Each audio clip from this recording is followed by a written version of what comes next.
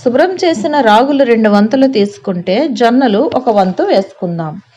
ఇందులో ఉన్నన్ని పోషకాలు మీరు ఎక్కడ సెట్ చేసినా సరే ఇంకెందులో కూడా ఉండవు. ఇది రోజుకి 1 గ్లాస్ తీసుకుంటే ముసలితనపు ఛాయలు లక్షణాలు అనేవి తొందరగా రావు. శరీరం దృఢంగా ఎముకలు ఉక్కులా తయారవుతాయి.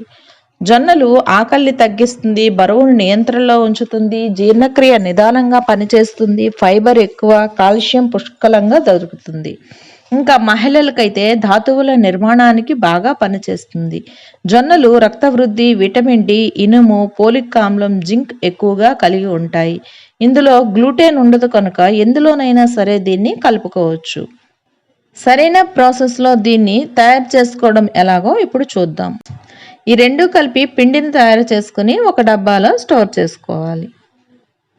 స్టవ్ మీద గిన్నె పెట్టుకుని నీరు వేసి తగినంత ఉప్పు వేసుకొని నీరు వేడయ్యేలోపు పక్కగా ఒక చిన్న గిన్నెలో కొంచెం నీరు వేసి 2 స్పూన్లు ఈ పిండిని వేసుకొని ఉండలు లేకుండా ఇలా కలిపి ఉంచుకుందాం. నీరు బాగా ఇలా మరుగుతున్నప్పుడు ఈ నీటిలో ఈ పిండిని వేసి అంటే చిన్న చిన్న దారల మెల్లగా ఇలా వేసుకుంటూ కలుపుకోవాలి. స్టవ్ పూర్తిగా సిమ్లోనే ఉంచి అలా కాసేపు మరగనిద్దాం. ఇలా మరుగుతున్నప్పుడు పైకి పొంగుతూ ఇలా చూడండి పొరలా మనకి కనిపిస్తుంది. ఈ పొరలాంటి దాన్ని తీసేస్తే మంచిది. తీయకపోయినా పర్వాలేదు, కాకపోతే తీసేస్తే చూడ్డానికైతే బాగుంటుంది.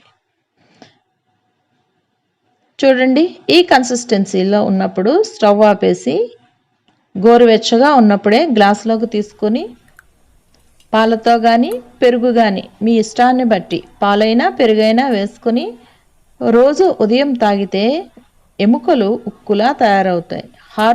హార్మోన్స్ ఇన్బ్యాలెన్స్ ఉండదు కాబట్టి ముసలితనపు ఛాయలు మనకి కనిపించవు. దీనితో ఇంకా చిన్న బెల్లం ముక్కను కానీ తిన్నారంటే ఇంకా మీ ఆరోగ్యానికి తిరిగే ఉండదు. ఇది మన పెద్దవారి ఆరోగ్య రహస్యం కదా.